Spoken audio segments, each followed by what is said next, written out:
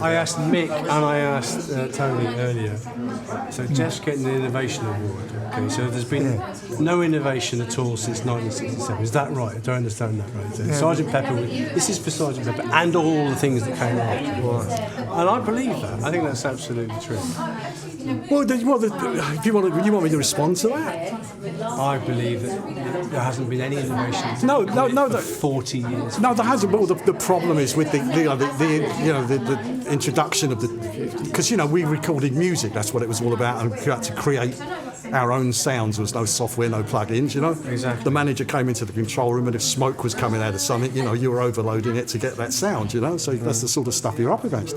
Because with the introduction of all this technical stuff, people are sort of painting by numbers, which they are. So they're not creating anything from their own minds, as you probably know. As soon as I've seen a lot of the guys now, they start recording and immediately something's plugged in for whatever reason I don't know. So they don't create anything new themselves, and I guess that's why.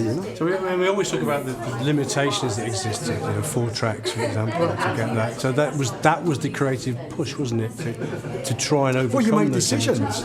With the 4 track, you had to make a decision, and then you made a decision that it was the best vocal or the best guitar solo, and it was, and that was the end of it. You never thought about it again, and you gradually built the overdubs around what because it was all those. Originally, all those recordings were EQ'd. They weren't done on the mix. most of the EQ and reverbs and echoes were done at the time of recording. And also there was more than one instrument on the tracks as well. And they were bounced down and they were only a little bit, not to that extent. I think the other thing is that in those days the equipment was as good as you could make it, so it can be made better to sound better than the modern day digital equipment because it has limitations. Unless you go the full bandwidth and the full number of bits, you don't get the quality that was achievable on analogue equipment in those days. Because it depends on how well you recorded it and how well you set the machines up, then you would get the frequency response, which is why now, if you want to re-release a vinyl of, say, something done in the 60s, like that Geoff did, say, for example, you have to go back to the original tape. You can't use a CD master to cut the vinyl from because it's limited. It's limited in bandwidth and it's limited in distortion and all sorts of things. It's like I think it's like putting traffic lights on roundabouts. It's a combination of the two worst things. Whereas if you go back to the original analog master, it can go up to 40k. You'll never get that on a CD. What condition are those in? What condition are they in? What? The analog master. Oh, in perfect condition, because when I did the analog, we got the original tapes out of that was 1996. Yeah. We got the original tapes from the anthology. From the vaults of 4 tracks, right? Because I was remixing it up in the penthouse. Yeah. We just put the tapes on the machines. They never shed. The tones went up to 0. They were on EMI tape. That was EMI tape because EMI tape had this special backing where the oxide never came off the backing. So like the Ampex tape. No, so for 50 years later, they're spotless. They're perfect. So the reason was that EMI tape was an older tape and it used whale oil as a lubricant. Whale oil. Whale oil, real whales, right? Yeah. And then they were banned from using it, and the Americans used a substitute in their Ampex tapes, which actually was hygroscopic and it absorbed moisture, as the whale oil didn't. So this new backing and lubricant on the tape absorbed the moisture, which then caused the tape to start breaking up, which is why you have to bake. That's why you have to bake those tapes. Yeah. And EMI tape didn't do that because they used the old-fashioned technique of lubrication. Yeah, I forgot about that. That's amazing. Yeah. It's true. So he can get a tape out, an EMI tape out, and play it. I just play it. Whereas we get an Ampex. So you'll always have that resource. So whatever comes up next whatever comes up next in formats or remaster. We had this conversation earlier about remastering endlessly. No, I know. Jimmy Page was in here like 20 minutes ago. Right. It's like painting before screen. Every generation needs a remaster. Jimmy of that Page music. came to British Grove for months, and we baked all his tapes, and Graham tightened up all the things, Graham Leake, and we baked all his tapes and restored all of his old masters for that reissue. Okay. Right? And to be honest, I'm surprised he never mentioned British Grove when he did his Well, talk. we know it was done there. So, but you know, you're future-proofing. You're happy. You're confident that the future will look after these archives. Not really.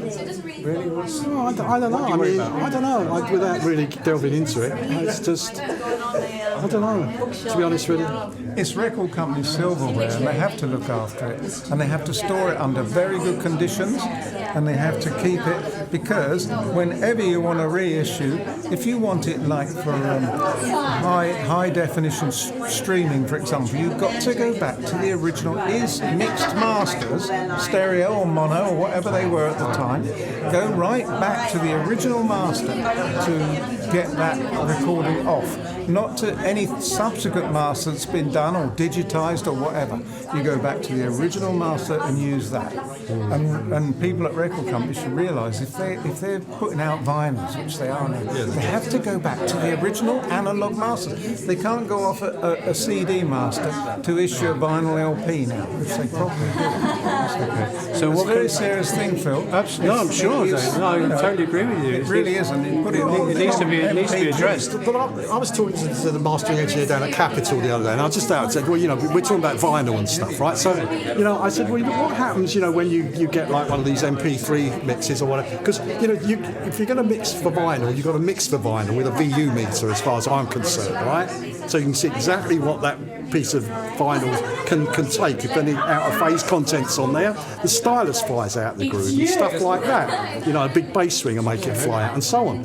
So because they get these, you know, it's the vinyl version of whatever album, but all he's given is an MP3. He has to slash all the high top because it's going to burn his cutter head.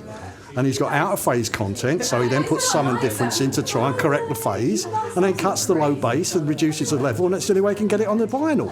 And the vinyl sounds worse than the MP3. You know, if you're going to do vinyl for real, you've got to mix it for vinyl, which is costly. Yeah, which is costly. Have you got any tapes that no one's ever heard? So how do you see the future? Just between you and me. Well, this is on. No, hang on a minute. Yes. Anthology was about 10%. Oh, pardon? Anthology must have been about 25%. No. I think There's a little bit more, but not that much. no. Sorry, everybody. But there is. Well, I'm not going to say. But you can guess. One day, Geoff. Yeah, one day. Talk about family silver. Yeah, that's it. It is family silver. Family silver. The stuff you've got stored away. No. No, actually, we didn't get anything out of the studio. No, the other thing is because you know there's not a lot of pictures flying around because you know the press weren't allowed in and it was basically a closed session and stuff. You know, so that's why there's not a lot of stuff around. You know. You know, I'm sure there are. It was the most amazing time because it was the only band that I've known and that's seen a lot of albums done where literally nothing came out until that record was released. The day that record was released, every radio station in the world played it on one day. Nothing came out before, didn't it? The whole, literally. We were working in there for 3 or 4 months. It came out. Everybody wanted to hear it, and everybody wanted. That's never been done since. One of the things I do still have is the brass scissors that I did the Strawberry Fields edit with, right? And I've also got the fiberglass statue of the Goddess of Love that was on the set for All You Need Is Love. The TV broadcast, yeah. One World TV. Were you there at the time? Yeah, of course we were. I mean, and that's the other thing. Richard, my assistant, right? We were like 21 years old or something, you know. And I spoke to Richard the other day, and he said, you know, we're only 21 years old, and this brought this going right round the world. This thing on satellites, you know. There we are in charge of it all, you know. Dave's on the roof of the road. I know. He's in the film. Yeah. I'll always look out for you, Dave. Thank Anyway, you. congratulations, guys. Thank you very much for your time. Very much.